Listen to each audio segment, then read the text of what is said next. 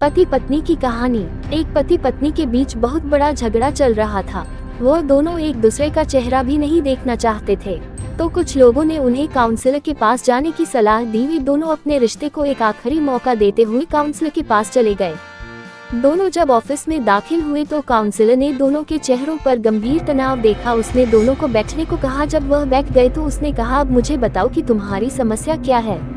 तो वे दोनों एक साथ एक ही सांस में एक दूसरे पर आलोचनाओं के पहाड़ डालने लगे और दोनों अपनी अपनी बात से पीछे हटने को तैयार ही नहीं थे। काउंसलर ने दोनों को अपना गुस्सा निकालने दिया और चुपचाप उनकी लड़ाई खत्म होने तक इंतजार करने लगा। जब दोनों बातें करते करते थक गए तो काउंसलर ने उनसे कहा कि यह तो हुई आलोचनाओं की कहानी, अब एक दूसरे की खूबियों का भी वर्णन कीजिए। आप दोनों को एक दूसरे की कौन सी बात अच्छी लगती है।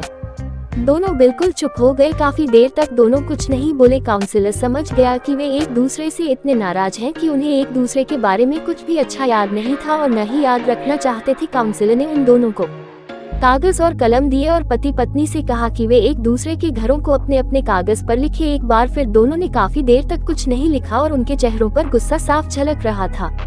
बहुत देर बाद जैसे ही पति ने अपने कागज पर कुछ लिखना शुरू किया तो तुरंत उसकी पत्नी भी अपने कागज पर कुछ लिखने लगी। ऐसा लग रहा था कि दो लोग प्रतियोगिता पर अपना अपना पेपर भरने के लिए बैठे हैं। जब उन्होंने लिखा तो पति ने काउंसिल को अपना पेपर सौंप दिया, मगर उसने वह पेपर लौटा दिया और कहा कि वह अपने पति को दे दे, वह खुद पढ़ेगा। पत्नी ने उसे अपना कागज दे दिया और उसका कागज ले लिया। दोनों पढ़ने लगे और कुछ देर बाद पत्नी की आंखों से आंसू रहने लगे। दोनों एक दूसरे की तारीफ पढ़कर बहुत खुश हुए। कमरे का माहौल अचानक बदल गया। ऐसा लग रहा था जैसे उन्होंने कभी लड़ाई ही नहीं की थी।